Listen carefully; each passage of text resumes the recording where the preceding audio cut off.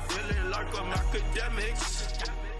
Ask the question. That shit that Cardi, is that real? The Cardi track list, is that real or no? No, it's fake. And by the way, Playboy Cardi talked to me about it. I think it almost got both of us because he saw a clip of me reacting. And he thought I was reacting to like some fake shit. Oh, but it was So fake. so he told me it was fake. And then I didn't even see the clip. Then I seen the clip and I said, Cardi, I wasn't reacting to you. Like they edited that together. I was reacting to an old Drake track list or some shit like that. Oh, I see. Yeah, they do that. This to me sometimes too. I know what you mean. Okay. Yeah. Hey, listen, just because I'm only here with you and I fuck with you, when me and Cardi talked about that, very soon we will hear some stuff in regards to maybe something of the sort. I can't say too much, but Cardi season is in effect. Yeah, I feel like Cardi's gonna drop in January or February, maybe.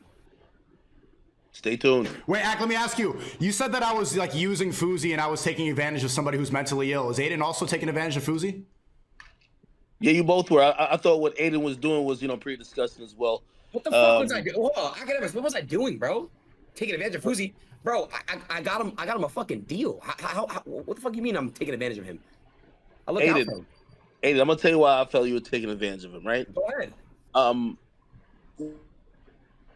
When you guys showed up and just put cameras in his face, knowing that he was acting batshit crazy, and that, whether you knew him for a long time and shit, I don't know him, but even as a viewer, I could tell that he wasn't mentally well. You guys were doing that because it was easy, available, free content that was turning your streams up. You didn't have to do much. I felt that rather than stick a camera in his face, I'm not saying I'm glad that you got him a deal because he did have some financial hardships at the time, but having free entertainment at the expense of a guy who's mentally going through it. When you see that last video of him being in that hotel, him ended up in a back of a police car. Like when he ended up back in the police car, and then he gets like pretty much like committed. You don't think that maybe some of the enabling with that mentality and also the atmosphere of probably helped it? Two things I'm gonna tell you real quick. I'm gonna make it short because this chat is a stupid ass and low ass attention span. Akademiks, Sneako. Before I even met Fousey, he was doing a subathon. He didn't put a camera off his face 1 second. So I have talked to him off camera before. He had to mute his stream and walk away. You can go back and look. I'd be like, yo, mute your mic. Talk to me real quick. And I would talk about mental, be like, yo, you good? Me and Sneako would constantly ask him, are you good? Are you okay? Me and Sneako on the side would talk every single day. Sneako, is he gonna burn out? Is he gonna crash? When he was going through that shit, where he called the police in his hotel, I was talking to Eddie direct. I said, Eddie, we got to make sure, we got to look after this guy, bro. This is not okay. Eddie was talking to me direct. We were going back and forth. We were really breaking that shit down, bro. So yo, Adin, I love you and everything, but with all due respect, you was talking to Eddie about him. You should have said, Eddie, cut that fucking stream. Let me tell you this. We were talking. I was talking to Eddie, and I said, yo, Ed, cut this shit right now. This shit is not. It's over with, and that's when it got cut. Literally. That's the truth. Yeah. I just believe it was very obvious in some of his actions, and I think salute to Kick. I love what Kick is doing. I love that you're over there. You're doing a tremendous job, by the way. But I think because you guys are still developing yet, like what he did there would in any other place would have already broke TOS before it got to that point. Like he was like people could see when a dude is in a manic episode. Like that was not entertainment. That was a derailing. That's watching train go off the train tracks. That's watching somebody crash and burn. And that's always going to be entertaining. It's always going to be entertaining watching somebody like pretty much go down the path of their demise. However, it's one thing if, like, for example, let's say Charleston White. I don't think that whatever, like, say you and Charleston White. Charleston White is also a train wreck. But Charleston White isn't someone who's out of his mind. He's actually making these choices, and if these choices lead to bad things resulting, that is not your fault, right? However, when it came to Fousey Tube clearly was not in the realm of the reality that me and you live in. But he's still alive. But he's still alive. Can you argue, if you use your frame of argument, can you say that reporting about drill music, like teenagers killing each other, is also filming and profiting off of train crashes? Like people, kids are dying. Fousey's still alive, and we support him, and like we call him. Like rappers will kill each other over street beef over 63rd and 64th, and then immediately the commentary channels, guess what just happened? Right, exactly. Literally, it's the same. It's like why are the streamers? I get the streamers have the reality, and I get it, but nobody ever knows what goes on off camera. You don't know that me and Sneako checked up on this dude. Sneako, how many FaceTimes do you think we've had? We were like, yo, what do we do about this? Like, is he okay? Like, we broke down that shit every fucking time, bro. And Had one there's today. only- Had one today. I think to answer your question about comparing it to that, and maybe that's a shot at like commentary channels in general, but I'll say this. If a commentary channel was watching whether it was crazy violence that is going on in Chicago or watching someone who's in a manic episode pretty much go towards a really negative end and they showed up with the camera on scene to film it, they would be just as culpable. If someone's reporting something, by the way, if y'all sat back, which no one could ignore the Fousey train. Like the Fousey thing did happen. Entertaining. Yeah, super right? entertaining.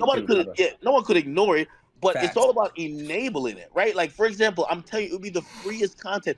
I watched a lot of IRL streamers flock around Fousey, and knowing that he had like this infinite buzz that was growing by the day, and not that anyone necessarily needed it, because everybody who I saw do it, they had their own thing, but it was like the lowest hanging fruit. It was easy, accessible, and it was gonna turn you up, and you didn't have to do anything. The greatest thing about Fousey, you put a camera in his face, he's acting a fool. Well, right? So how is that different from you hanging out with 6ix9ine? So obviously, like, you didn't fuck him, but he was aware dissing on people's deads all the time, and he's like apparently beating women and smashing their heads in with champagne bottles, and you're hanging off him, leeching off that fame too. What the fuck is the difference? Okay, I'll give you another analogy because now Sneako is playing dumb. So I got you.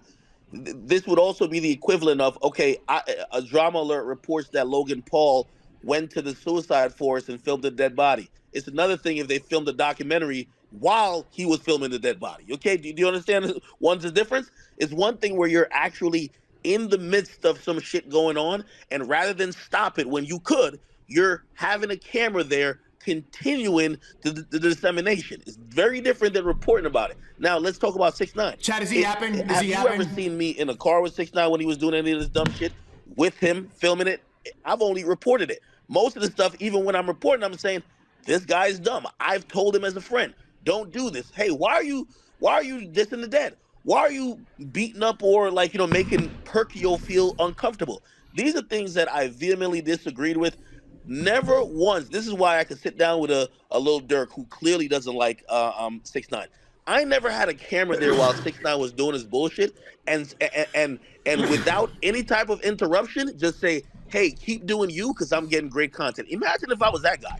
Imagine if I was with 6ix9ine during all the shootouts, all the jump-ins, all the beatings, and I had all those footage because I was always there.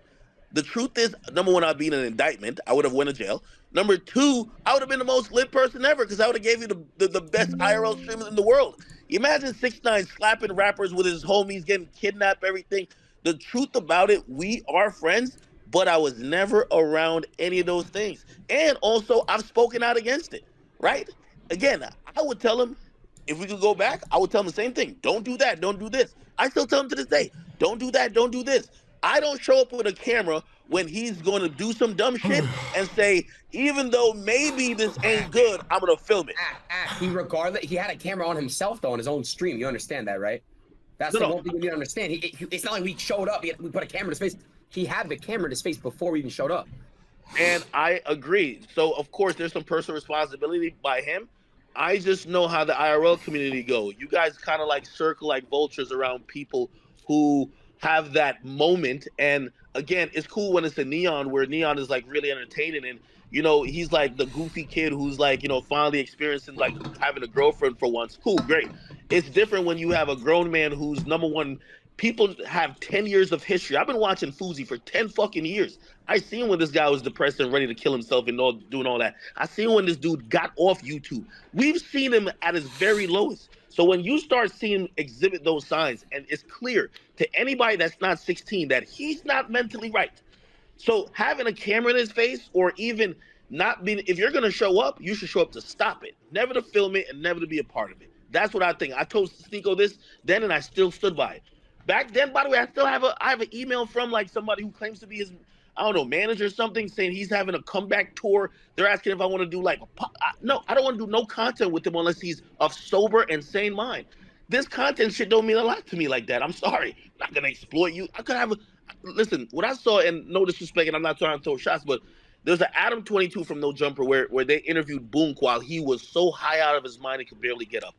I'm not trying to be a part of no shit like that where somebody is so much out of their mind they have to tell me later on, hey, I wasn't sober. Hey, I didn't really want to do that. Hey, I was out of my whole fucking mind. Content ain't that important, right? Like there's way more other content we could get. And again, I know he could film himself, but let him film himself. Or if you want to be a good friend, help him off camera. Some of this shit isn't for content. And the mere fact that everybody thinks they have to be a part of everything, I think, Fousey's one of the examples. By the way, where is he? Where is he? We speak to him. He's in LA. Just talking to him. He's fine. Sneako, I'm sure you talked to him. I just spoke to him yesterday.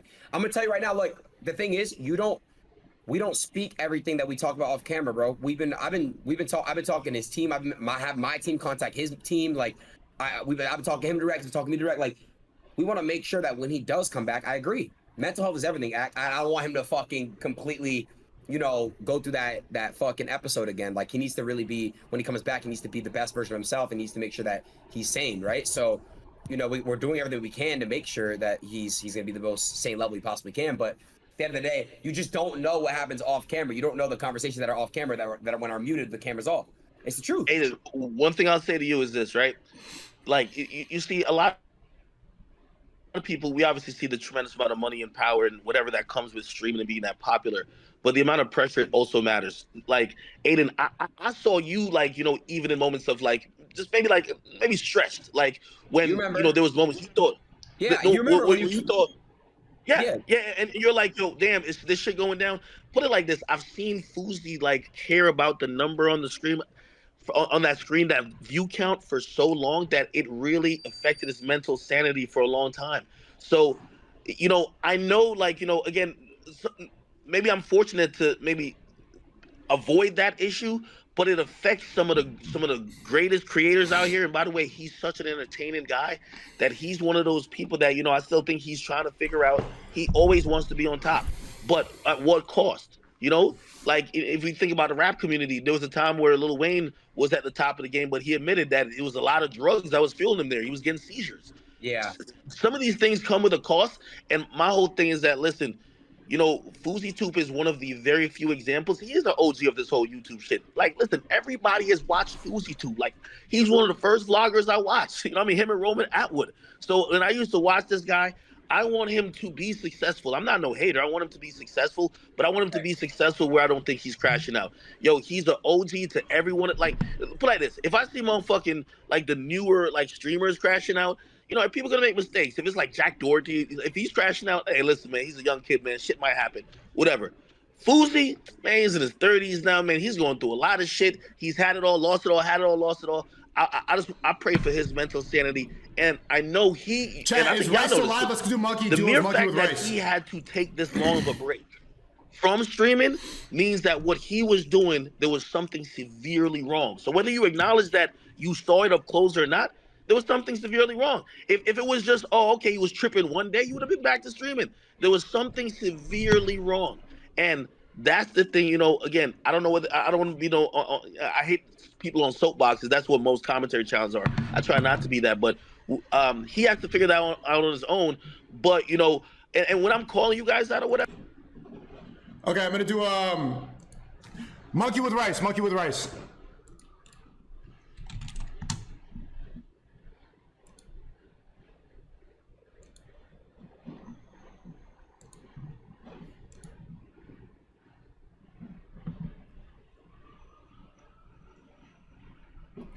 Rice come!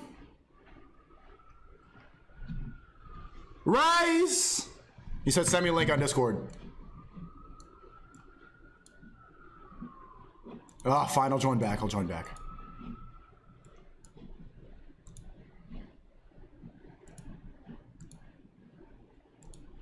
Hopefully, we all just get better mentally. The streamer, yeah, I agree. The streamer game is weird though. I agree. When you spend a bunch of IRL streams, it's true. Like your mental and your physical, everything, your whole body is kind of like, you get in this mode where like you don't know what's real, what's fake, and it's kind of like just feels like it's a video game and like you're in a simulation. So I've been there, like whenever you're completely driven and you're doing these IRL streams and it's not sustainable in the long run, right? Unless you really sustain it and you keep breaks and you put breaks in and you make sure your mental's good. But I know what you're saying, like it's super hard as a streamer sometimes, as a creator in general, when you notice a lot of ups and downs, and you have to keep topping yourself in order to feel the high from the clout, from the numbers, right? So, I mean, that's why that game is so dangerous to play, you know? Hey, by the way, it's yo. I remember saying to people, right, like years ago, I said the hardest type of content to make and consistently make without burning out is like daily vlogging.